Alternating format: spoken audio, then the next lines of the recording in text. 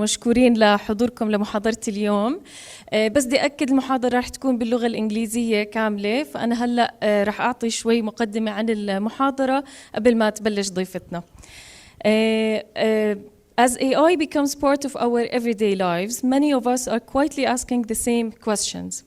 How is AI shaping the decisions we make? What does it really mean to use it responsibly? And what should everyone, not just the experts, understand about how these systems work? To help us explore these questions, we are honored to welcome Dr. Cynthia Breazeal, a globally recognized leader in artificial intelligence and robotics whose work has shaped how we think about AI's relationship and society. We are hosting Dr. Cynthia today as part of the MIT Showman Seed Fund, where Dr. Mohammed Jayousi from Philadelphia University managed to bring this partnership to life through a successful proposal submitted in 2023 for this program. I would like to welcome Dr. Mohammed as well, and the team who has been working on this proposal for the past 2 years, and to thank them for their dedication and hard work for translating the research they are doing into actions. As Dean for Digital Learning at MIT and founder of MIT Raise, Dr. Breazeal has dedicated her career not only to advancing cutting-edge technology, but to empowering people, especially youth, to understand it, question it, and shape it responsibly. Kismet.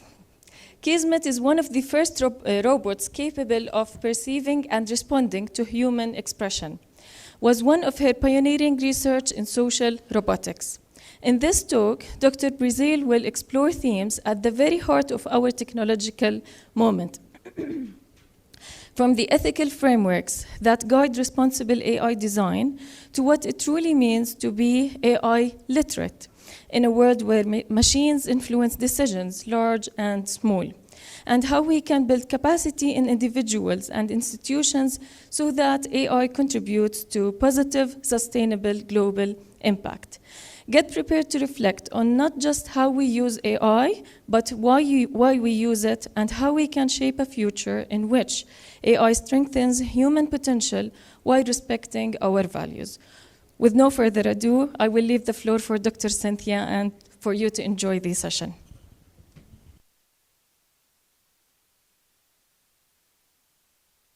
At MIT, we started to infuse AI into all of our schools and departments.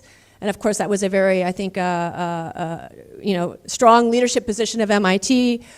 Within the MIT Raise initiative, we decided that's great for university, but what about everyone else? What about for K-12 students? What about for workforce? Because everything and everyone was starting to be transformed, of course, in this era of AI. So our mission is here, which is really to advance the science of learning as well as technical innovation, and to try to manifest our understanding of how people learn with these AI technologies, how people can become AI literate through programs that can scale around the world. So there's a big impact component of the RAISE initiative as well.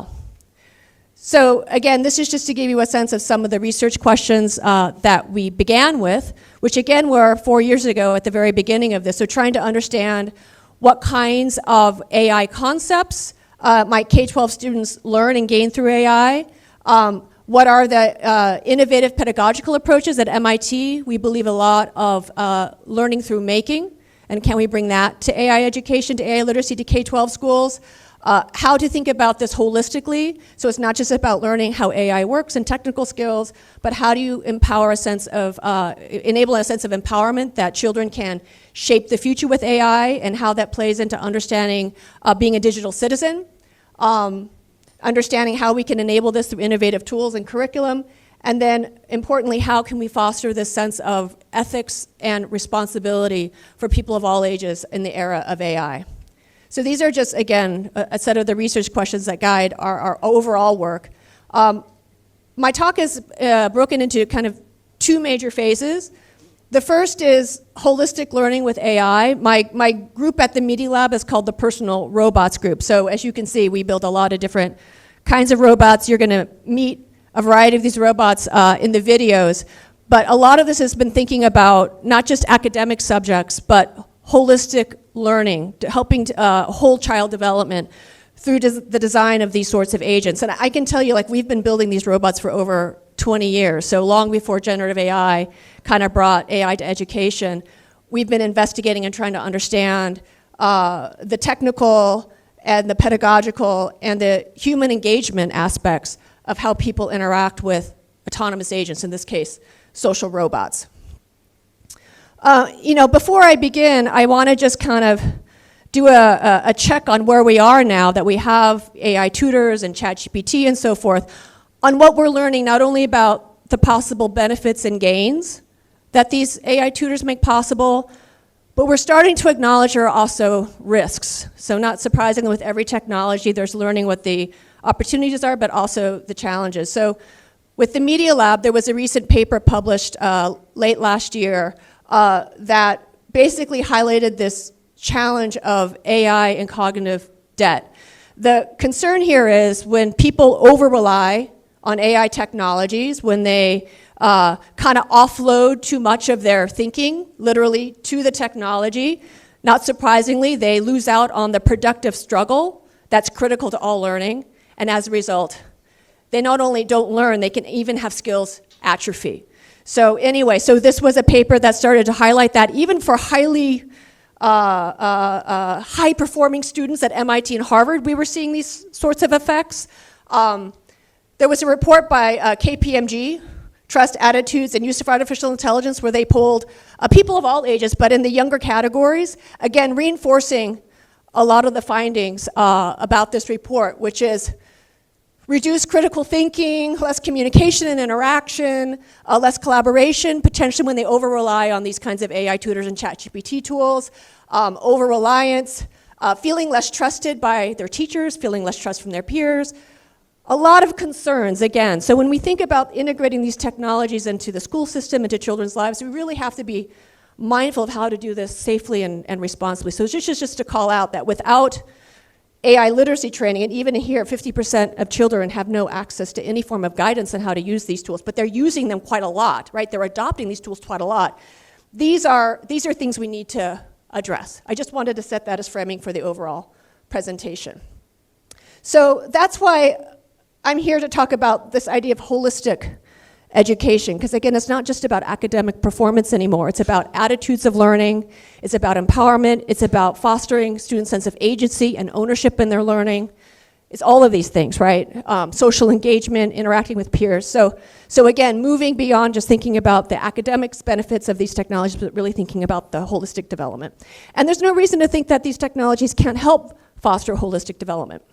So I'm going to start with just showing you a video. I can tell you that, so this video was, again, maybe 10 years old now. So it gives you a sense of what these robots were even capable, again, before large language models and all of that.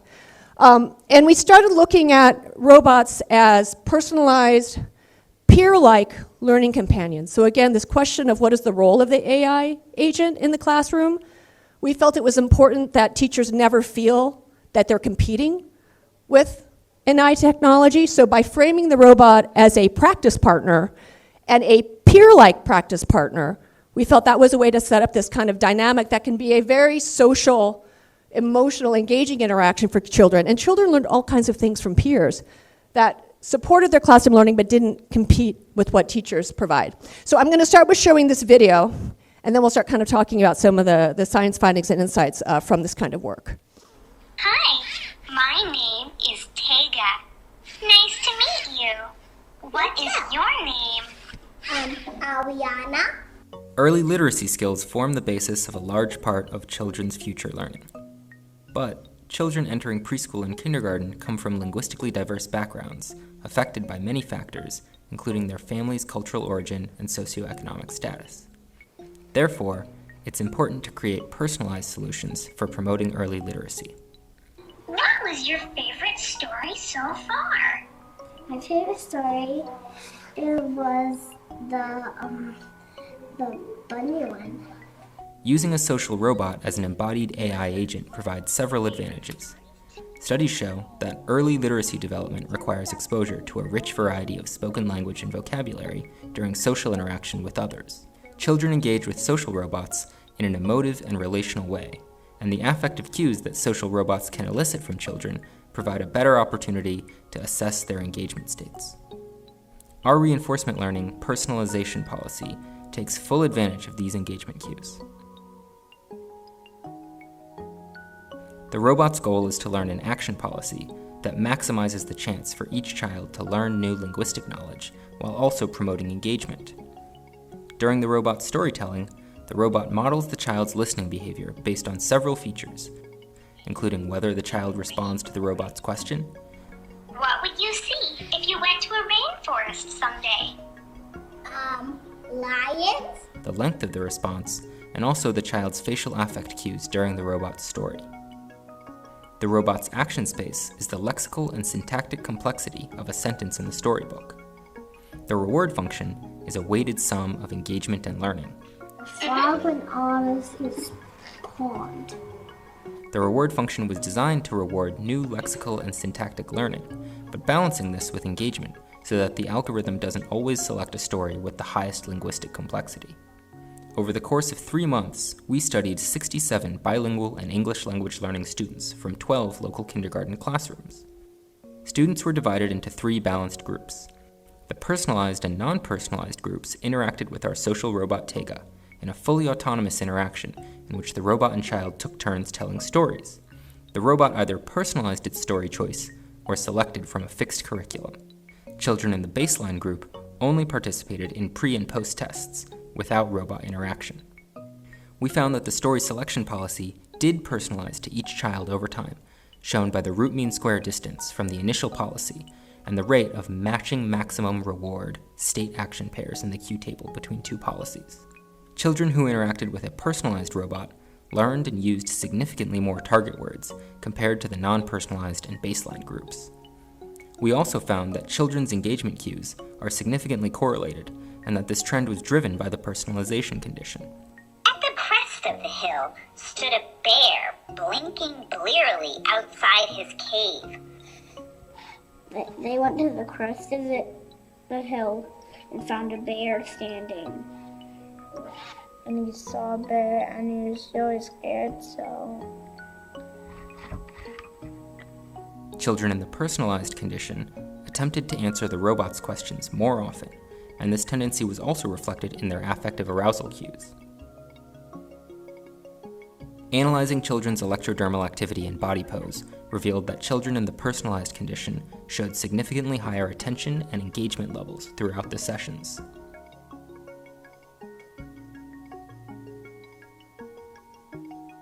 With a relatable social robot companion, we have demonstrated that when we match young students with a learning partner that can grow and engage with them, those students flourish.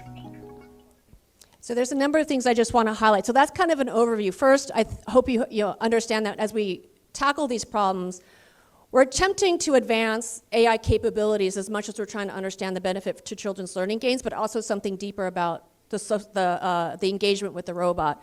So it talks about the reinforcement learning algorithm and the convergence and the ability to show that results in higher vocabulary learning for children. On the aspect of engagement, you can see we look not just at what children say, but we track a lot about their behavior. So we know when children learn, it is an extremely multimodal, rich social and emotional experience. So in the robotics community, we focus a lot on behavior and nonverbal behavior, not just what's being said. The other thing that you saw in the video that I just want to highlight is when we looked and compared, and we do randomized controlled trials, we can be very rigorous about this work. When we compared the personalized robot versus a non-personalized robot, we saw differences in engagement. You saw that in the body pose and the skin conductance, but you also saw it in behavior. So this is a storytelling retail task. So the robot is trying to, in its own storytelling, highlight certain new vocabulary. So in the case in the video, it was the crest of the hill. In the personalized condition, when you see greater engagement, children were more likely to model the robot's aspirational behavior, and you see more kids using the word crest in their story retail versus the non-personalized condition. So again, just to say there are many, many, many factors that are at play here when you engage, to build these kinds of technologies and engage children in this holistic, verbal, nonverbal, socially situated learning experience. So again, we highlighted in the video, it turns out that children learned more words in both the personalized and non-personalized condition than than the just classroom, no intervention. And they learn more in the personalized condition. We did other relational questionnaires with these children to understand basically that, how close they felt, how the rapport they felt with the robot. Now we know in human learning the better rapport a child feels with their teacher, often that correlates with higher learning outcomes. This was the first work to show that actually at play with a robot. So if the children reported feeling closer, stronger rapport to the robot, we saw an increase in their vocabulary scores, in their academic learning. And then when we added personalization, we saw that correlation was even stronger. So now we're seeing kind of this cycle between rapport, relationship, personalization, and the robot. Again, so these things are very kind of interrelated. This was before LLMs. Like, this was literally, the video I just showed you was 2019.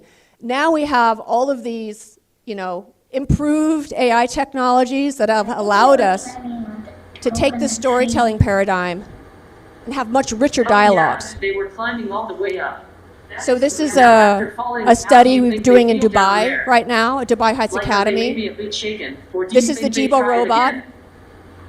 They're covering a page of the story, Chicka Chicka Boom Boom, and you can see this very flexible dialogue that now the robot can have with children, and through that dialogue, fostering critical thinking, kind of creative extrapolation, doing a lot of the great pedagogical approaches of dialogic storytelling. Yeah, that makes sense. They probably have so much fun climbing. They don't mind a tumble or two. And so the robot has the context of the story as well. So anyway, just to say, like, this has really dramatically increased the flexibility of the kinds of verbal exchanges now that our robots can have with children. And then I just want to highlight this as well. This is more recent work where these models support bilingual models, right? So in this video now, the robot is actually an Arabic-English speaking robot to foster English and Arabic learning. So this is a brand new project, but just to say, like, a lot of those technologies that you saw with the interactive storybooks, being able to highlight words as they're spoken, asking the child questions, now in either English or Arabic, having the child be able to interact with the story and have the robot respond, all of these things are now being applied to a more bilingual interaction. So here the robot asked a question about how you might celebrate the annual anniversary here. Sparkle with joy and togetherness.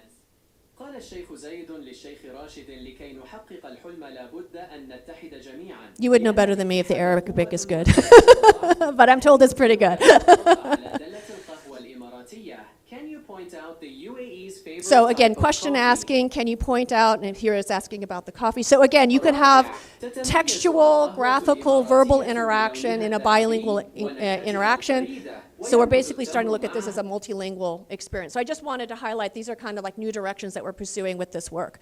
I now want to pivot and talk about a completely different application where learning is still fundamental. So in this work, the robot engages, this is adults now, adults of all ages, as an emotional kind of positive psychology coach.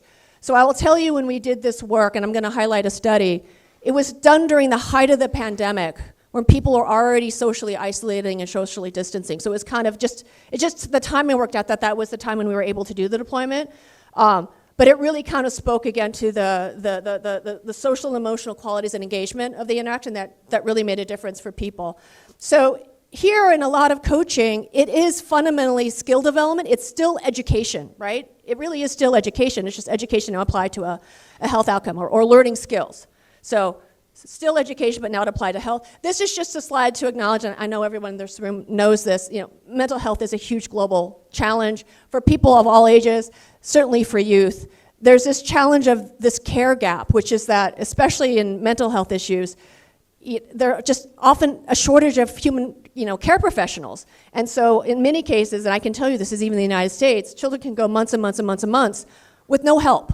So there is, a real opportunity to think about, are there ways that you can bring these kinds of technologies into the home environment where they can provide and extend the care that human professionals provide. So again, we never talk about the robot replacing the care professional. We want to augment and extend the care professional. But there's a lot of things the robot could potentially do. You saw from the learning example the possibility for adaptive personalization, relevant here as well. Being able to track progress. In the storybook, you saw the collection of vocabulary words. Here, it could be improved skill assessment of a coaching intervention around mental wellness, the ability to predict performance, early detection if somebody might be getting more depressed. So many, many roles of how AI embodied into a technology intervention in the home could make a big difference, again, to extend human professionals and help address the care gap. Health, like education, depends a lot on the rapport and the relationship that the patient may have with their coach, health coach, the student may have with their teacher. Same thing. The social interaction rapport really matters to adherence, not just learning, but adherence. So I want to just highlight a study that we did. Again, this was the one that was done in the height of the pandemic. And we deployed the Jibo robot, I'm going to show you a video, in 80 homes all across the United States for a 8-week intervention, where first we did a pre-assessment before we sent the robot to understand how people's basically mental health, their mood, their emotion was. Then we did the robot coach intervention where they interacted with the robot for 4 weeks. And then we took the robot away and we wanted to see kind of like the stickiness, the sustained improvement after the robot basically was removed from the intervention. And we were interested in looking at 3 different conditions. So one was a control robot, which is basically just the robot kind of like an Alexa device, just kind of doing what it did, but because the robot was designed to have some foundational, just kind of companionship skills, but nothing health related, right? So that was kind of the control, just Jibo in the home, just kind of being Jibo, and that had some companionship value. Then we had a coach-like condition. So literally like a coach, explaining skills, explaining interventions, talking about the benefits like a coach would do. And then we also explored this companionship condition, where the robot would both kind of help you learn about these interventions, but the robot also had an emotional wellness goal. So it was going through these experiences and exercises with you more like a companion than administering it more like a coach. So again, that's the companion condition. So in the next video, I'm just going to show you. So again, this is now adults, people of all ages, older adults as well. That just kind of gives you a sense of what the home interaction was like. Hey, every day, I'm going to ask you to log your mood. Can you answer the next 3 questions and pick the pictures that match how you feel right now? Okay. The first question is about how energetic. So this is a quick mood assessment. This second So you can one do this is every about day. How positive or negative you feel. The final question is about how much control you feel like you have now. And again, this Did is you just get showing the chance robot to as practice a the daily gratitude assessment. exercise? Yes, I did. Tell me more about it.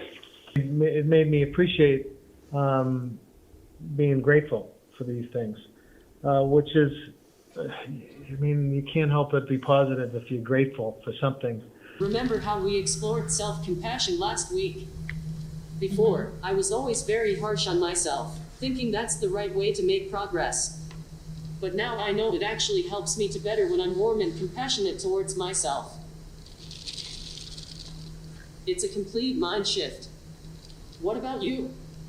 Did you experience any change you'd like to share? Okay. It's hard for me to love myself, and this has helped me make it easier. There are a lot of things I would change if I could, but now I'm embracing who I am. So I thank you for that, Jibo.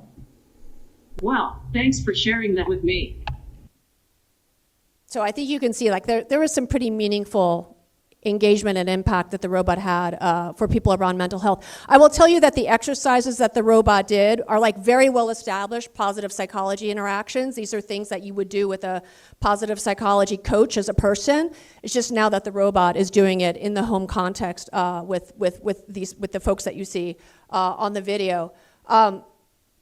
And this again was before LLMs and ChatGPT. So we already were aware that people were willing to have pretty meaningful dialogues with a robot. So now I think everybody appreciates that based on what we're seeing in use now, but we were already well aware of that kind of engagement. So here's what's interesting. So, you know, when we did this study, we really weren't sure if the coach robot, we would hope the coach and the companion robot would be better than the control, but we weren't sure which one would be better, coach or companion, right? Companion was something that, of course, as a research group, we were trying to really understand more because it's a different kind of relationship than what a human would do. And so again, we're always trying to think about not competing with a person, but doing something complementary. It turns out the companion condition actually outperformed the coaching condition. So when we looked at things around, there's a standard clinical measure looking at the relationship between a coach and a patient or client called the working alliance. It was strongest in the companionship condition. When we looked at the change of negative affect or mood, it improved the most in the companion condition, and it actually sustained in the post-test. And the same thing for about, you know, kind of confidence of being able to change your behavior to promote your well-being. The control group showed no change in any of these measures, and the coaching group only showed positive increase in positive overall effect. So again, interesting that the companionship condition actually led to, I mean, in many ways, kind of deeper, greater engagement, but that resulted in better outcomes as well. We've deployed the robot in college dorms as well, and so these are just some quotes from a similar study, but done with college-age students. And again, it's just giving you more sense, more texture of the robot is not like a human friend. I just want to make that very clear. They understand the robot's not trying to be a human friend. It's kind of more almost like a pet-like companion that can talk. So they talk about this kind of simple companionship, light touch companionship. I can tell you in the study during the COVID pandemic, there were a number of people who said having someone, the robot, acknowledging my presence made a huge difference. You can imagine living alone for a long period of time. Just that acknowledgement that I exist, that I can have a friendly exchange, I can elevate my mood was like really important to them. So this is just to say there's something to be understood about the benefits of companionship. And as we move into this era of AI with ChatGPT, again, we're seeing very negative and I think misguided applications of companionship, trying to compete with human relationships, which I just think is completely wrong. So I want to, again, show you this kind of approach and this sort of ethos so that you understand it's not always just about trying to be a human replacement or trying to replace human relationships. You can have very complementary kind of relationships that can provide value, but aren't trying to, again, compete or diminish human relationships. And that's, again, that's a very strong ethos for our group. So now I want to actually shift, because I can tell you the story within our group as we were doing a lot of this work on social robots and deploying them in real-world environments and seeing people engage with these robots in these pretty deep, important ways. And then we were reading all of the work on social media and learning all the bad things, frankly, that social media was doing to young people and saying, people need to understand what AI is. It's not enough that they be digitally literate. They need to be AI literate because this is having a profound effect on all aspects of people's lives, you know, what it means to be a citizen, their personal lives, their professional lives, their social lives. People didn't know what AI really was, right? And in a lot of cases, they didn't even know they were interacting with it. They didn't know AI algorithms were controlling their social media feed, right? This is when we started trying to look at AI literacy. And I'd say right now, I think it's much more acknowledged that this is absolutely essential. And as I talked at the beginning of the talk about the ChatGPT over-reliance finding, I mean, even more so, right? So that's just, I want you to know like my story of how I came from robotics and made now AI literacy a major push. And it's basically that. AI is in everything, it's affecting all kinds of things, and people really do need to be AI literate. So when we talk about AI literacy, we're really looking at kind of three major pathways, three kind of major learning goals and objectives. So the first you might call this a knowledge pathway, which is, you know, the media talks about AI like it's a sentient ether, right? And that's not helping anybody, right? People need to really kind of understand in an age and grade appropriate way what AI is and how it works. And that's just important because, again, they're using it and being influenced by it. And how to design it responsibly. So again, we do a lot of learning through making in our group, putting students in the designer's seat to think through these ethical, responsible issues as they make solutions with this. So that's the knowledge pathway. The second one I would say is this kind of responsible use pathway. So just the fact that these technologies are integrated into society, you go into the airport, it's doing face recognition, you have your phone, it's unlocking your phone. Like AI is all around us. And so they just need to be aware of how AI is being used so that everyone can be conscientious, intentional users of these technologies, choosing the right kind of technology when you choose not to use it, right? These are really important things, and understanding both the benefits but also the risks that are possible so that you can, again, use it responsibly. And then the third one is really just acknowledging that we believe everyone should feel empowered to shape their lives, the world around them with AI as well. So how do you help build this sense of agency and self-efficacy, this sense of empowerment, this human-centered ethos that we want a human-led future with AI? We don't want AI happening to us. And right now, I am worried by too many conversations about AI happening to us and disrupting us. We should be leading the AI revolution, right? So how do you help educate and train and give students that sense of that ethos is really important. So this is just to acknowledge, you know, when you now we're moving to kind of the impact of AI on the future of work and society. A lot of disruption, right? Jobs being lost, jobs being transformed, jobs changing. How do you prepare children for jobs, you know, when they grow up that don't exist now? I mean, that's kind of one of the perennial questions with technology. Just this is, again, part of what's in our landscape. I'm sure you're all also seeing various news articles about the negative consequences of AI. There's positive opportunities, but there's also ethical issues and concerns, very real. And then when you look at, when you ask companies what kind of skills they're looking for their employees, it's not just technical skills. You see again and again these durable human skills that are absolutely essential. Critical thinking, creative thinking, growth mindset, resiliency, collaboration. Again and again and again, you see corporations emphasizing, in the age of AI, the human skills are arguably even more critical that humans bring to the human AI opportunity. So just to say, this is also kind of the context by which you understand when we design our curriculum, why we're designing it the way that we are. So I will be honest with you, a lot of our work in AI and education right now is less about how do we help kids learn academic subjects. We are more focused on how do we help prepare kids for the future, a future with AI. So again, we've said this, you know, AI is transforming everything. Kids are adopting AI use at an extraordinary rate, as fast as they did social media. And we know that the social media ended up having a lot of negative impacts on kids. So we want to get out ahead of this. And so again, the urgency of the AI literacy. It's like social media happened and then we reacted. We can get out ahead of the AI wave. At MIT, as I mentioned, we believe in this constructionist learning through making philosophy, pedagogical approach. This is pioneered by Seymour Papert, who is a founding member of the Media Lab. And from the very beginning, it was this appreciation that we should be taking students seriously, that students themselves have skills and abilities to have impact. And you know, when we talk about creative learning through making and sharing, to do this to actually help put children in with the ethos and the attitude that they can make the world a better place through these skills that they're learning. We call this hard fun, right? So again, we talked about productive struggle. Seymour Papert always talked about the importance of hard fun, that sometimes the struggle and the frustration makes it that much more meaningful when you do something that is important to you, right? So we want to bring this notion of hard fun to many, many more students, this constructionist learning philosophy. So we encode this in all of our curriculum as a punchline. I'm just giving you kind of the pedagogical underpinnings of why we do what we do. So now we're in this era of, like, call it kid power, right? You know, you see pictures like this, like kids do want to do good in the world. They don't want to have to wait till they're an adult to make a difference. And we see that again and again.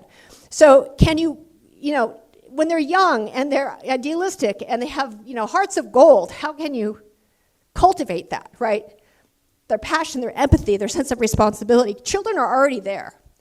And then with AI, I mean, there's all this potential for creativity and solving with this amazing technology that's incredibly empowering in terms of what they can make with it, right?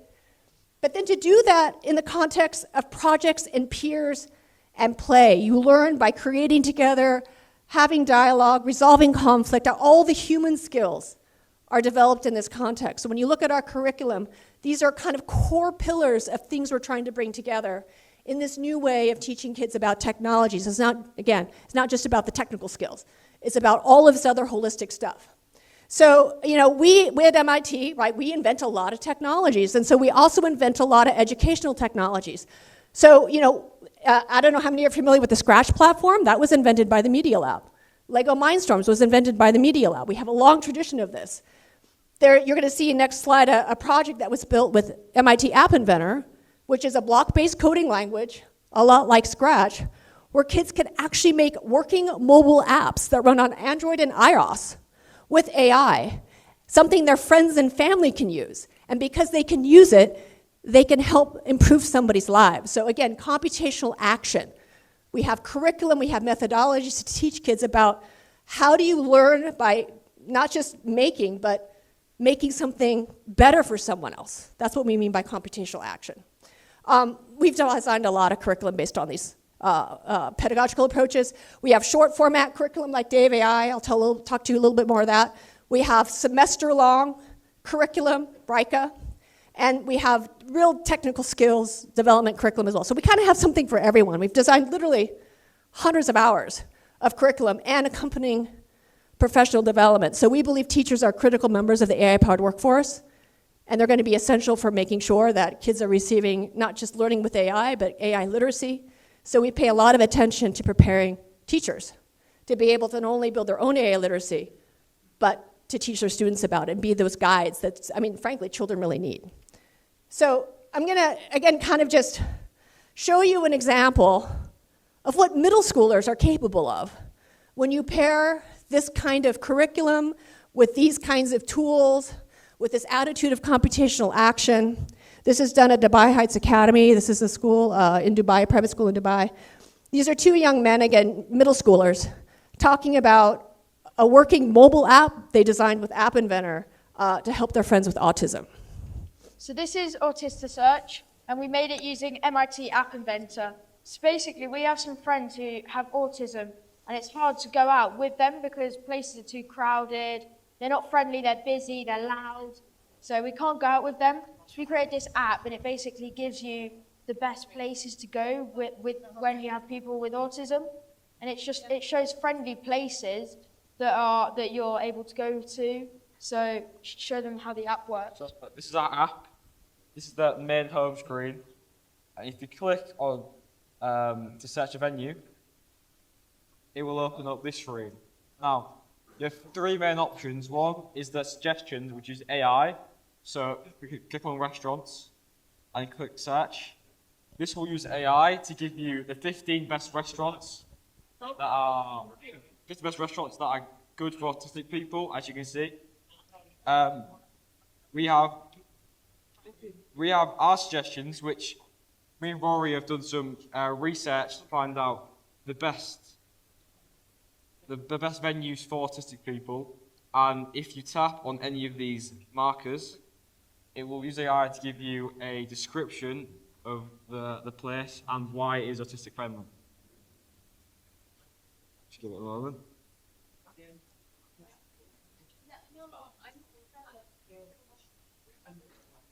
There you go.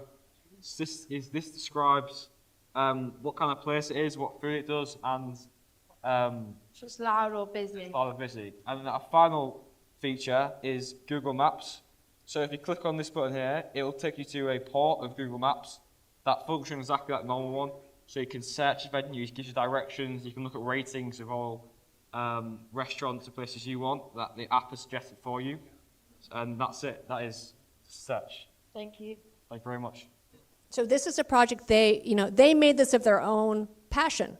Teacher didn't assign this to them, right? And so this is the power of computational action. That's a pretty sophisticated app. And that gives you a sense of, these tools are becoming so accessible and so capable for kids. They can make some pretty impressive things that can make a real difference in the lives of their friends and their family and their community. So again, just to illustrate like what kids can actually do with these kinds of tools and these kinds of curriculum. So that's middle school. I can tell you, like, we actually want to bring AI literacy to kids of all ages. So this is just a different age group project we've been exploring. So looking more at early elementary, so grades 1 through 3, where we've been looking at the role of interactive stories, but with AI embedded interactives, games, characters that not only, you know, again, go through a kind of narrative arc, which engages kids, but can introduce them to all kinds of concepts and ideas and, you know, things that exist in their world around AI and robotics. So it's meant to be playful. There are characters that, you know, children can get emotionally vested in this kind of story arc. I can tell you the main protagonist is a little robot called Doodlebot. He wants to be an artist, and he's told by adults that robots only can do dull, dirty, dangerous things, and he can't be an artist. So the narrative is all about the reader, who is a young child, and Caleb, who's modeling a slightly older peer, and the amazing robot lab, who actually try to help Doodlebot learn various artistic skills using generative AI to audition to get into Camp Creative. So that's just the narrative arc. So kids, we can tell you, we've been deploying this. Kids get very emotionally engaged in Doodlebot's quest to get into Camp Creative so he can learn to be an artist. Because I think a lot of times little kids are told, you can't do that, right? And so I think there's a lot of resonance about, of course you can do that, I'm gonna help you do that. So again, it empowers kids, right? So this is just a highlight of one particular game I wanna highlight in the very first book, where kids can design their own robots. So they learn about robots, learn about technologies of robots in a really fun, light way. Through this, you know, game app, they can design their own robot. They can say what their robot will do, and then they can set the scale of the robot. So this is, again, in one of the interactive games in the story. My robot is good at throwing parties. You know, your idea of what your robot does, and then you choose a style, and then generative AI will actually make a cool image of your robot, right? So wow, kids, a robot that's good at throwing parties sounds like so much fun. And then generative AI AI really bring people together and create wonderful memories. So generative AI allows, again, these characters to really have contextual dialogue around what the child's idea was, right? So again, these tools are becoming pretty powerful that can create really engaging experiences. So I just want to share with you, like, this was literally done by kids in the 3rd grade. The robots that they conceptualized, that they designed, you know, there's a lot of things around. I love this robot, a robot with hands to make sure everyone has a hand to hold. There's a lot of stories about taking care of people. I mean, very human-centric goals. Some of them are about learning how to cook and doing homework too, but again, just to show, like, again, the hearts and the spirit of young children and what they aspire robots to do and be in their world. And this is a kind of a set of stories and games that allow them to really articulate that and explore that. So that's for young kids. I want to show you another robot. This is, again, a brand new robot that we've been building called, I'm going to call this one Scribblebot. It's like the older sibling of Doodlebot in the stories, where he is a robot that helps you learn about AI through coding things. So, like, he's a cool coding platform, and robotics brings together vision and speech recognition and text-to-speech, all kinds of technology. This robot can draw, like Doodlebot in the kids' stories, but he's like the physical robot. And so we're also looking at ways that we can marry kids' own artistic creativity kinds of tasks with this robot. So this is a demo, I'll just give you a taste of the Doodlebot platform. Hello, in this video I'm going to be doing a sample interaction with Doodlebot where he's going to recognize my face and draw something that I like. You ready, bud? So again, kids can program this. Awesome, let's do it. Before we can run this chat interaction, first we'll have to train a teachable machine model on my face so Doodlebot can recognize who I am. Luckily, we can do this using the Raise Playground. So we've designed a Scratch-based programming language. We call it the Raise Playground. In order to train the teachable machine like App model, Inventor, first we'll need to get training images. Integrates a lot of state-of-the-art AI capabilities. We can do this using the capture This snapshots particular demo is using, so Google's created a teachable machines application that makes it really easy to train your own machine learning models. So basically leveraging teachable machine, you can, she's training a face recognition model so Doodlebot can recognize her face. She's bringing it in. Here, this is a teachable machine interface. These are examples of images with her face in the image, with her face not in the image. She trains the model. Awesome. Now that we have our link, and now she can bring it into the Scratch project. So again, kids can create their own custom machine learning models and bring it into the Raise Playground using the Scratch interface. So this is the URL to that model. So again, super empowering. Doodlebot can detect when I'm in frame. So now it can recognize when Maya's in frame or not. When I'm gone. So you can see he's changing his expression, whether he can see her or not. I'm gone. So he's happy when he sees her, he's sad when he can't see her. Example of how you can use teachable machines And now in the playground with she's Doodlebot. going to design a whole Hi, Doodlebot. drawing interaction based on that model. Hi, Maya. So again, these are all blocks kids can use: speech recognition, text-to-speech. You like mountains, right? And you can see this little dialogue. Watch this. And now he's going to draw something that she likes. She likes mountains, so he's going to draw a simple image of mountains. So again, this brings AI into the physical world, which I think is an important dimension. It's particularly engaging for kids to do and see things in the real world. So this is an example. We recently brought Doodlebot to Dubai Heights Academy, and they're doing a curriculum with Doodlebot. I just want you to see the excitement and what happens when something's real and not just on a screen, because I think we're almost forgetting the power of the real world engagement and these AI technologies. It's too much to sit in front of a screen. But, you know, victory dance, because it can draw a circle. I mean, again, you can't, this is authentic excitement, right? So we want to make more interactions like this possible for kids. So again, AI on screen is great, but the real world is also pretty important. So I'm going to kind of end the talk with some highlights around programs that have reached global scale, as well as some early work in looking at workforce skilling and training. So just to say all of that, again, philosophy, pedagogy, we've built it into short format curriculum that we've deployed in the Day of AI program. A lot of what we do, the thing that's, I think, interesting and important about Day of AI is that any teacher can teach it. We've done a lot of units that are relevant to art and climate and science and social media. So different kinds of teachers can take these short format modules and bring it to their students. And here you can see a number of downloads. It's pretty even around elementary, middle school, and high school, and even AP computer science, so advanced computer science. There are plugged and unplugged activities, so you don't even have to have a computer to do some of these modules. So we're trying to really reach a broad range of technology-enabled classrooms. Again, free and open, which is important. Teachers can customize and modify the curriculum to suit their educational, cultural context. We see many, many teachers doing that. And it's aligned with the UNESCO and OECD AI competency frameworks. So this is one of our big flagship programs. We've done studies involving teacher surveys across multiple countries, looking at measures. These are measures relevant to the UNESCO AI competency thing, so the ability to understand the ethical implications of AI, the ability to make things, the ability to solve problems creatively. These are all the kinds of measures that we can see, even with the short format curriculum. Like, we're seeing a lot of engagement around it. So again, even with the short format curriculum, you can see very positive things. I'm going to skip this video in interest of time. And this is just to highlight, as I mentioned earlier, we care a lot about preparing teachers. This is a recent study that was published in WISE, where we actually deployed and looked at a number of different AI literacy curriculum across these countries. So again, looking at the cross-cultural aspect. Again, there's a number of AI literacy curriculum out there that are available for teachers. So these are examples of them: AI for Education, Code.org, Google, Microsoft, and then ours, Day of AI. And so I'll just say the punchline here is, when you looked at teachers' learning outcomes of AI literacy, we scored the highest in Day of AI. And when you ask teachers their preparedness to actually bring the materials, teach AI literacy to their students, the highest for Day of AI. So just to say, there are a lot of really high quality materials out there for teacher professional development and for teacher AI literacy. The Day of AI, I think, is among, it's a very high quality curriculum.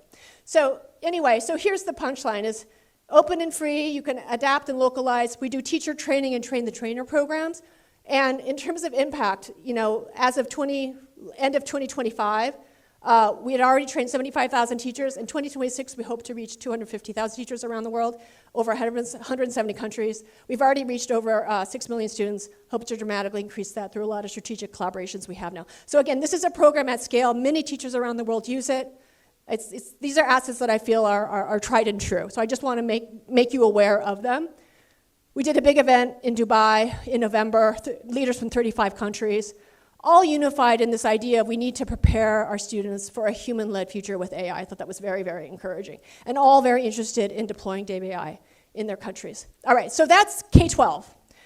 In the last minutes, this is a brand new project, but we're starting to look at vocational technical. So I can tell you whenever I spoke before about K-12, the next question people would ask me, what about two-year colleges? What about vocational technical students? Because clearly we want to prepare there from the era of AI. So we recently got a grant from google.org to start doing that. So this is really about how do you upskill students, both entry level, and I can tell you there's actually a lot of interest in companies now to use the same materials for current employees also, but for the opportunity to reach many, many more students than just those highest performing students at four-year institutions. This is just to highlight, I mean, there's been a number of reports written about where the whole AI jobs marketplace is going. And this report actually highlighted a number of key aspects that we've already integrated into our approach. So they call it balanced development. I would call it holistic development. Just the importance of it's not just about the technical skills, it's about responsible ethical design and the human skills. It needs to all come together. Experiential learning, I've been talking a lot about hands-on learning. There's a lot of MOOCs out there where you watch videos. It's like, if you want to make things with AI, you learn through making things with AI, right?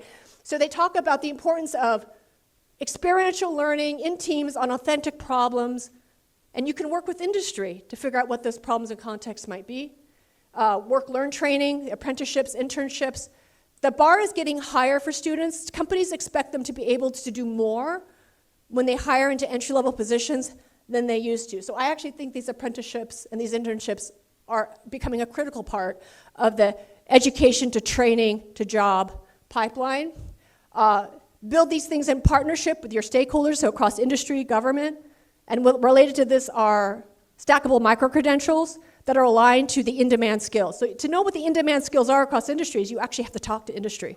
So anyway, those are parts that I think have really guided our approach, and this is just an insight of Erik Brynjolfsson is a professor in the business school at Stanford who makes the point that when you can empower people to create new value with AI, they're always going to be more successful for businesses than replacing people.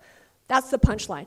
And then in many ways, AI is not going to replace people. It's that people who have AI skills will be more competitive for those jobs. So this is all about empowerment and how do you train people to create new value with AI. That's what our program is really about.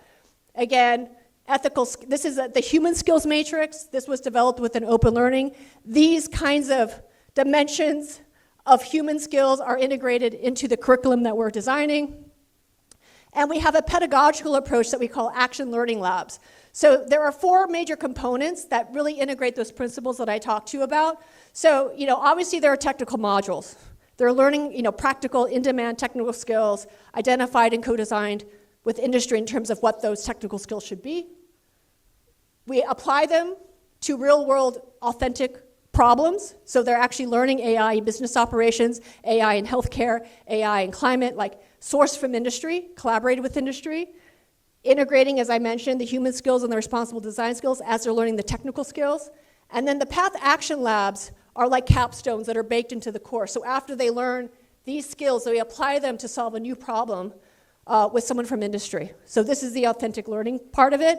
And the hope is that gives them experiences and things that build their resume that help them get an internship or apprenticeship. And then these are all aligned with stackable micro-credentials. So that's kind of the pedagogical approach. We've already prototyped these 4 topics. These are being driven by we've done a lot of analysis of LinkedIn profiles, what are the skills being asked for jobs today. And these are the core kind of AI topics that we've decided on. We will be putting all of this on OpenCourseWare when we're feeling that they're fully baked. So these will also be made open and free. And then, how do you scale it? So we have this model. This is how we're thinking about building national capacity with this program, where we're going state by state by state. And for this grant, we're funded to create 5 hubs. And the hope is by proving it out in 5 states, we then can make the case that we can scale this across all 50 states. So in the model, typically, it doesn't have to be, typically a university is the hub for the states, because they have often the relationships with other 2- and 4-year colleges, with industry, and with government, and with funding sources. So they're the convener of this ecosystem. Again, that other slide talked about the importance of building ecosystems. Each state builds its ecosystem. A lot of them are already in the process of doing that. But the universities also can create new educational content allied to hiring in that state, as well as professional development. So the capacity building, again, is often being kind of driven by the university hub. Again, through this grant, we're going to be able to spin up 5 different hubs. And basically, these are, as I already highlighted, the kind of major efforts that each ecosystem will do. We're already starting to get interest on international hubs as well. So this is the model we're trying to prove out. And there's a lot of wins for students and for industries when we think about building these ecosystems and working together. Often universities don't collaborate closely with government or industry, but I think in the era of AI we have to. But of course there's benefits for talent acquisitions, for young talent finding jobs that are with the right skills that are in demand, capacity building of training, both people in the workplace, capacity building programs in the workplace as well as 2- and 4-year colleges. Again, upskilling in AI with micro-credentials, stackable micro-credentials that are validated by industries because they were co-designed with industries across these different applications. Building insights and relationships in terms of how you do this at scale and how you replicate that model. And the big goal is to move towards shared prosperity, where many, many more people have access to this training and to jobs in the era of AI. Right now, it's not the case that there's a lot of opportunity for students attending vocational technical schools in AI. So this is really the other big goal of the project, is many, many more people should have access to this training to be competitive in the AI era. So that's I'm almost at time. That's pretty much what I have for you today. Right now I feel too much dialogue around putting technology at the center.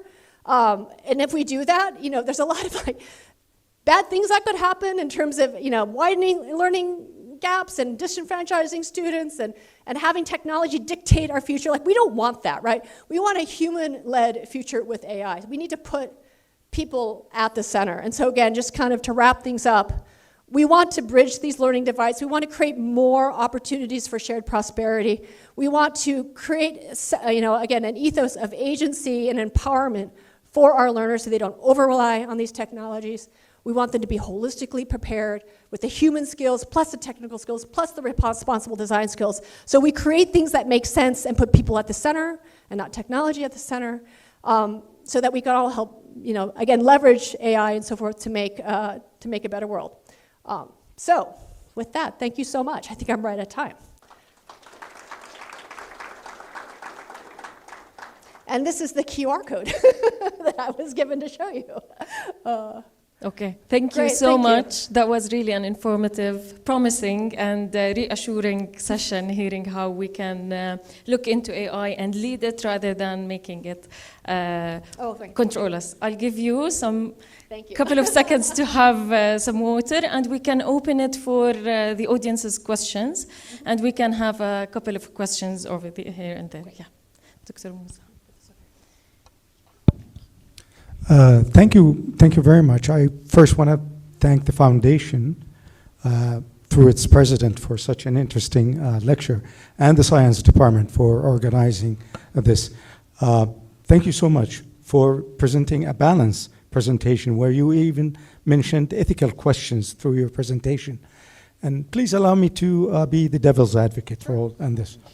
When we are talking about AI for the future, and I'm a pro AI, by the way.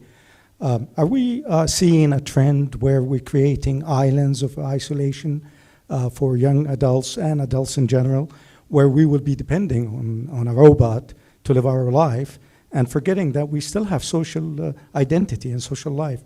And the second question through that, what we're doing to creativity and critical thinking, I think we will be reducing that, because we will be depending on a partner who is a robot.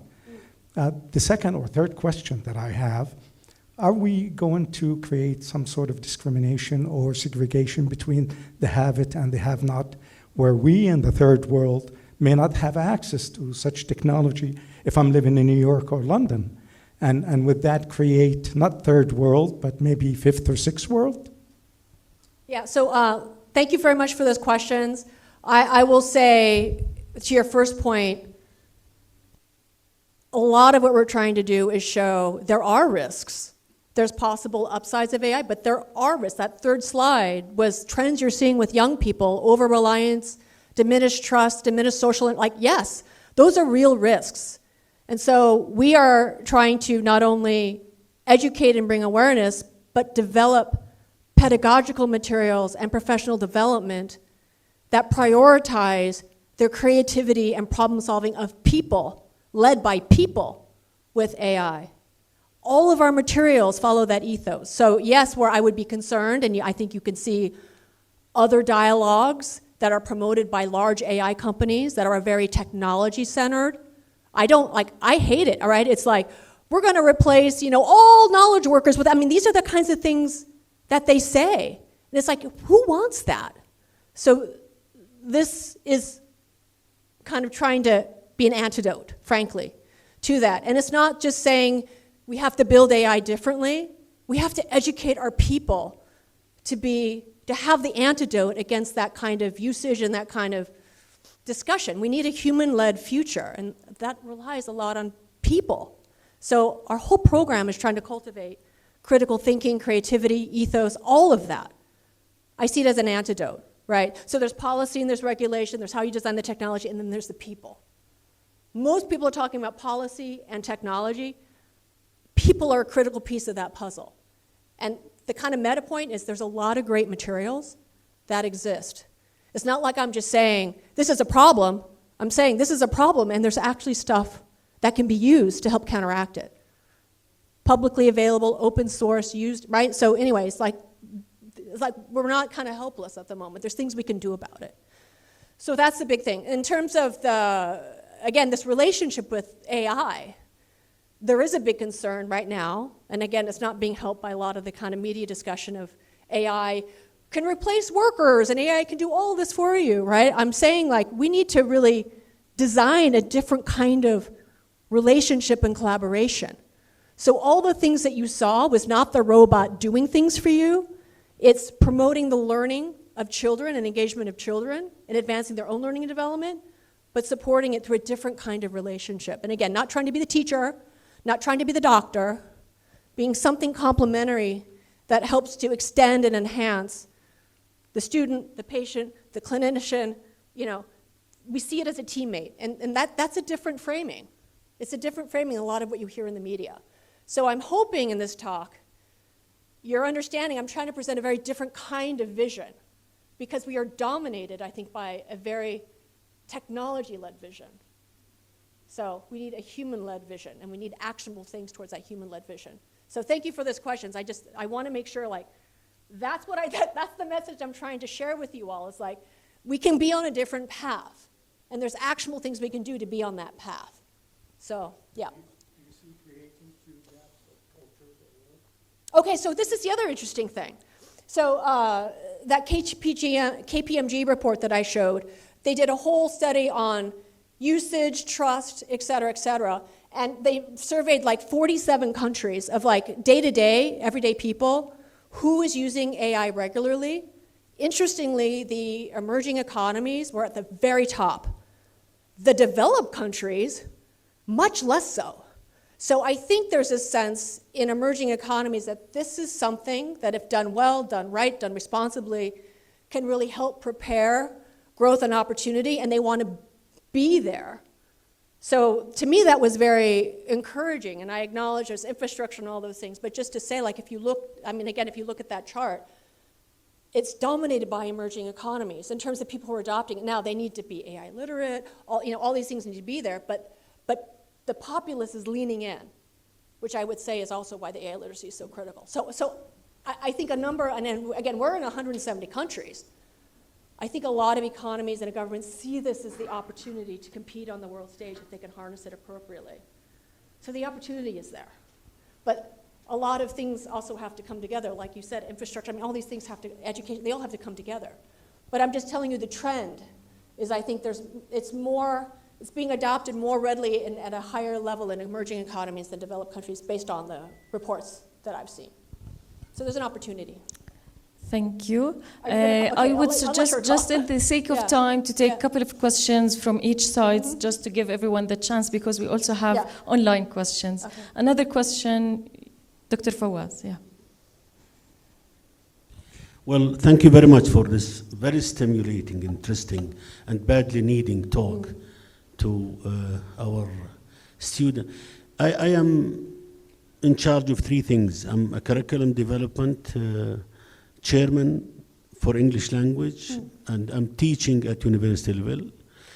And as mentioned by our colleague here, we should distinguish between third world countries, because what we face at university level, instead of using wisely the AI, our students are cheating in using AI. We no longer trust their ability in doing the assignment and following up. No textbook are used by our students, and sometimes they have illiteracy in using. They go back to AI, but they don't understand what they are using. Right. And actually, we are suffering with how are we going to control, despite we have a code of ethics that is spread all over by the students, but students refused. We used to be the source of information, professors, but we are no more the source of information. The students, they think though they can have open access to all source of information, but unfortunately in third world countries, they are abusing, misusing, and disusing all the opportunities affiliated with artificial intelligence. So I just need implications, recommendations at university level, at curriculum designer, and for how are we going to deal with the stakeholders? And also when it comes to scientific research, again, they are totally dominated by AI. It is so difficult to distinguish which is which, the real, authentic, or the AI material produced by artificial intelligence. Thank you very much. Yeah, no, I will just share with you that problem is not just third world, everywhere. The United States, same concerns. So this is a moment we're in. I can tell you that's why I'm such a huge proponent of early intervention in K-12, because at the youngest ages we can, they need to learn that their agency in the learning process is critical, or they will never develop the skills. So like we're already developing literally primary AI literacy curriculum to build that understanding and the mindsets on how to use AI to promote your learning. Because the problem is, as that one slide showed, most students are using and have had zero guidance on how to, and they don't realize the real detriment that could have on them. And so this is why early intervention and reinforcing that, and I can tell you in projects, having the instructors actually model proper use, it's a skill. Even using these tools, I can tell you. And we've done university studies, and we've seen high-performing students use the technology differently than lower-performing students. It's a skill. And so professors have started to teach the skill through assignments and so forth to show the lower-performing students how they can use these tools to support their learning and deeper understanding. So it is also a skill. So anyway, there's no easy solution. But I think education, as early as possible, impressing upon children, like, you learn through productive struggle. Getting the answer from AI and there's been studies, may feel like learning, but when you look at post-test, you're not learning at all. I just think we need to engage students in that dialogue. And this dialogue of mistrust is a huge one too. I put up a bullet of students feel that teachers don't trust them. Like, the human relationship between teachers and students is so foundational. And when you don't trust each other, like, that's something we have to also counteract. So like, it's just, this is where we're at. We need to move things into a more positive direction, but these questions or these issues, it's not just third world countries, it's everywhere. It is everywhere. So we need to address it. Yeah. Are we gonna? Last question from this side, Hashim, if you may pass the mic. Hello everyone. Thank you very much for the great session. I get really excited when I see the post on the Facebook that there is someone from IT will talk about robotics, because it's my passion, the robotics. At the beginning, I really like the presentation, and I get excited when I see Scratch, MIT, because when I a school student, I build a lots of application on an MIT App Inventor. By the way, I'm Jasser. I am a founder and CEO of a social enterprise that's called Robotna. And we do a lot of similar things that I have seen in the presentation. We have a huge initiative that's called Innovation Nation. In Arabic, it's called Ummat al-Ibtikar. We worked with Showman 2 years ago. They support us to make this initiative bigger.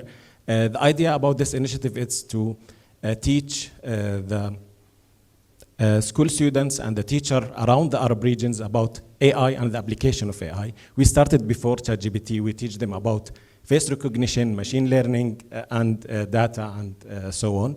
And I want to learn from you, or if you give me the secret sauce, how to make this initiative in a huge impact, and how to take it to the next level. Now we are reaching around 20,000 students in the Arab region, with around 600 schools. They are benefiting from our initiative, and now it's becoming the biggest open and free AI platform. We have more than 1 million visits monthly on the platform, but it's not on the global level. So I want to learn from you, because you have a lots of initiative at the global level, how we could take Innovation Nation to make a greater impact, especially in our region.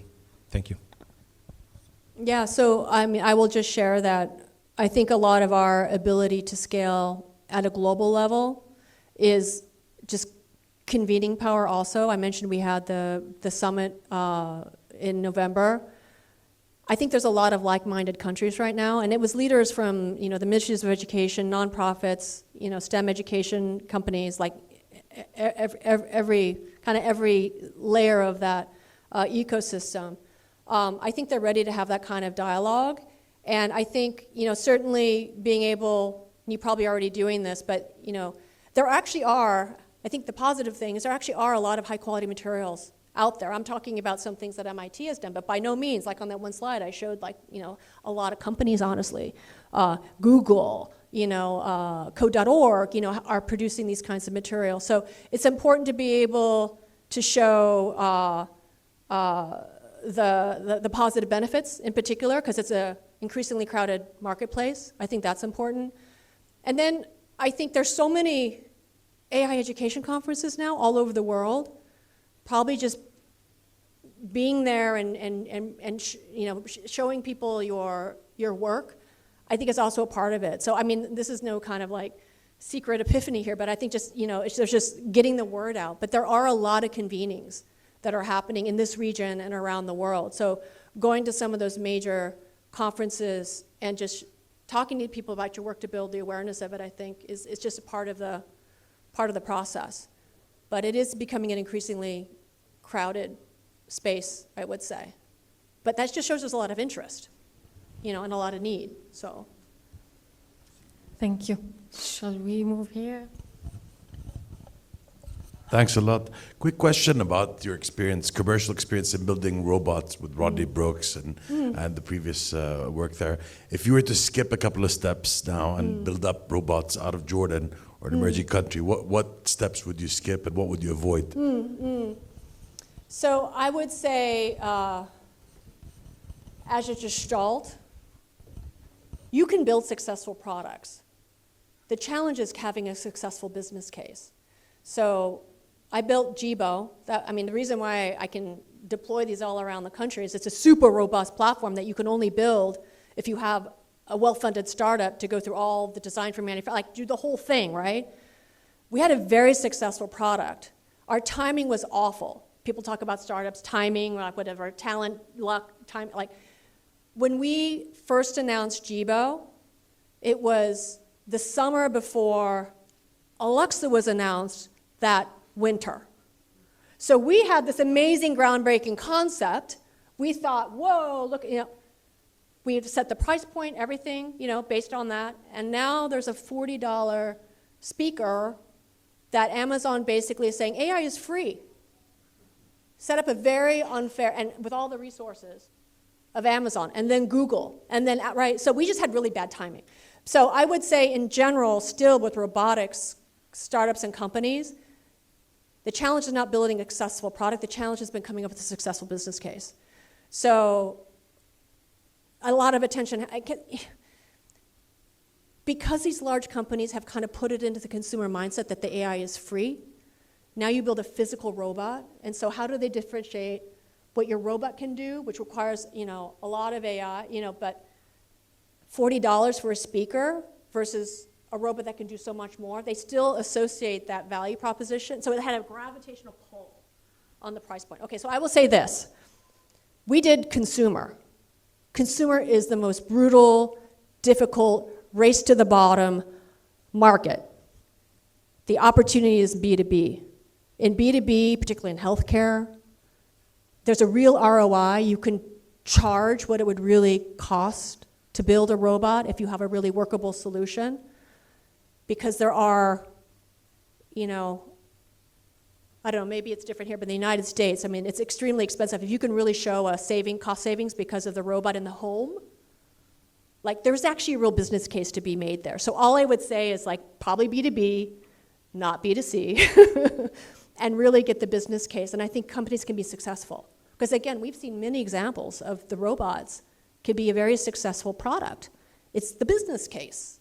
How do you make revenue? How do you, and then you'll have other competitors, right? So it's more about that, I would say. I think it's much more about that.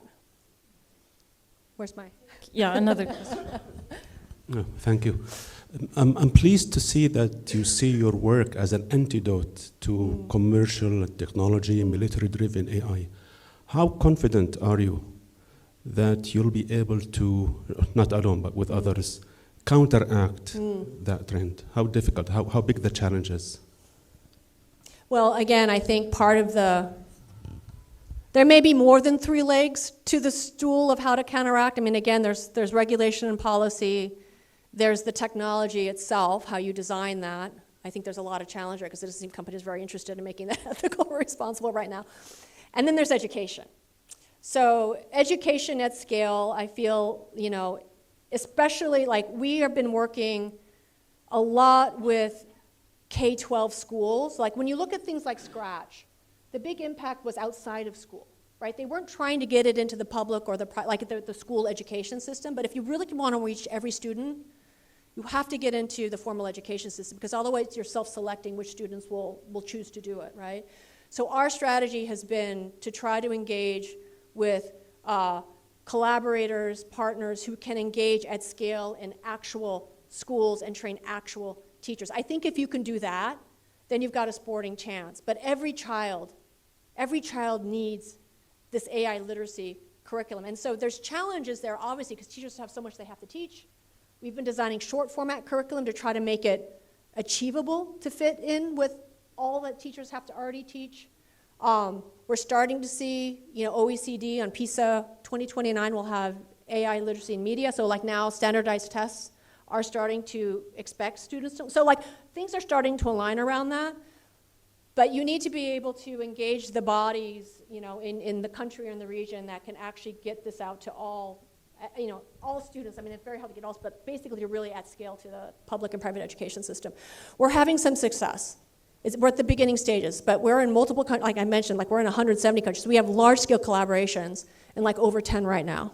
So there's a palpable understanding that now is the time, again, to get out ahead of AI. You don't want like social media to happen and have all of that chaos and then try to repair it. Like you got to get ahead of AI. So, and these are developing as well as developed countries who are leading in. So it will take time. It will take time, but I feel optimistic. Okay, one last question from the center. Thank you very much, Cynthia. Very informative and really needed talk. My name is Serene Bataina. I'm a doctor from Just University. I just have 2 questions. One for students at schools. If I am to start now teaching and helping my kids, what should I do? Applicable step where we don't have any curriculum, we don't have any even way to start in the right way, because I don't know what's the right way to start with them. That's for the kids. The second question, please, is as a researcher, where do I draw the line? How do I know that I'm doing it and using AI in my research the right way and keeping my ethical values at high level without compromising them by using AI? Yeah. Thank you, Cynthia. So I would say in terms of where to start, the Day of AI program is, again, it's designed to be more of what does it mean to be AI literate in kind of as a digital citizenship. So it really is for all students, and any teacher can teach it. It's very, I guess what I'm saying, it's very accessible. You don't have to have a lot of technological expertise or be a highly technological resource.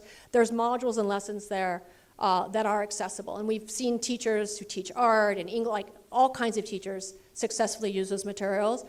I would say that's a starting point because, again, you're competing against just the reality of teachers have to teach so much that you're trying to kind of give them the first entry point where they feel like they are building their own AI literacy. This is really important. Teachers need to feel confident that I understand it enough to bring it to my students. So in our materials, we paid a lot of attention to preparing teachers to feel AI literate and competent so when they bring it to students. Because students are, I mean, this is the other thing that's important. Students are using these technologies quite a lot. And so the dialogue, I think, that we're seeing that teachers need to have with students needs to also be collaborative because students are some ways using these technologies way more than teachers, right? So you just need to come into it knowing that it's a conversation. You're not there knowing everything the child knows, nothing like you're coming into it as a conversation. But in our experience, students really want to have the conversation. So I think that's promising. Students understand that AI is transforming everything and it's going to be important for the future. So I think there's a level of palpability and motivation behind it. So Day of AI is where I would start. I would say in terms of the ethics and responsible use, that is still very much an active area of research and development. So I'm sharing with you the kind of the principles and values of ethos with how we have designed what we've done. And you know, many of our assessments so far have been from the teacher's perspective, because we do things under IRB. It's much easier to get data from teachers than students. Students, you really have to work with local schools. I mean, it's a very heavy effort to get student survey data. You can do it, but like that's probably like, that's a serious research study to do at the student level, but we have been doing certain things at the teacher's perceptual level. There are a number of conferences and journals specifically trying to address how do you teach and convey, you know, AI and ethics in a number, like across grades. So I would just say, just be a part of that community. It's a very active community and it's worldwide. So just know, like, nobody has the answers. We're all trying to figure it out. You know, we're all trying to figure it out. Yeah. All right.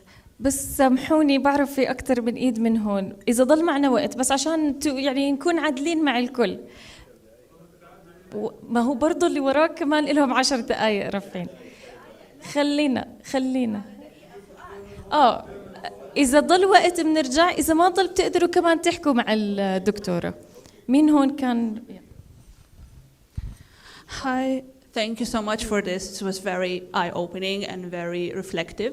So I come from a sociology, social science background, which I felt in AI now and in AI technology, we are really lacking in that segment. Like we don't have any sociology or social sciences being integrated in the production of AI.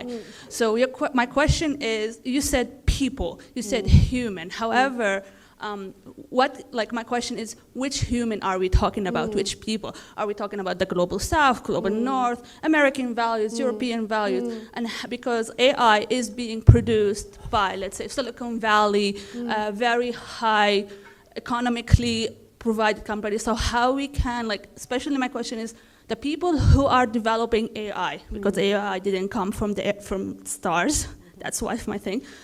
The people who developed AI, how do they reflect on this? How they consider the social, economical differences that we have in people? Because from my seeing also the people that TV, like what you showed us, we have very people who has, let's say, very private schools, not even public schools who are using these kind of things. So that's my question is, like, if you can elaborate on that. Yeah. So I would say, from the educational standpoint, this is why we make all of our materials open and free, because it's up to the country, I think, to use our materials as a reference curriculum, but it does need localization in terms of cultural and educational context. The local people need to do that. We can't do that, right? And so that's why the open and free has become so important to us, and I think that's why it's being used in 170 countries, because people feel empowered to do that and translate and turn it, every country feels responsible for the education of their own children, right? We acknowledge and respect that. So we're trying to help elevate that, but we leave it to the countries to know how to do that to best serve their children. So, there is the foundation models, and there's applications and solutions you can build leveraging those foundation models. So in our educational materials, we're addressing, there are certain foundation models, and they're being developed in different countries, and you're right, it's very lopsided right now. But I think more countries are interested in building their national models. I think that's a movement you'll start to see, so trained on their data. We're starting to see that start to happen. But at least for now, we're hoping that we're educating people to be able to be responsible, culturally sensitive designers around the applications and the kinds of uses of AI. So that's where our curriculum is really trying to focus on the skills building. But the foundation models are a separate technology in question. So yeah, so I can't give you deep insight into how OpenAI and Meta and Google are building their foundation models. I just know that other countries are not, even frankly in the United States, some states are trying to think about how they build culturally specific models. So I think that's a trend. But I think this takes us to the end of the session, and just to be fair to the online audience as well, your last answer did reflect on the question about how ethical frameworks and principles were set. Is it on the gender, privacy, data collection, and so on? But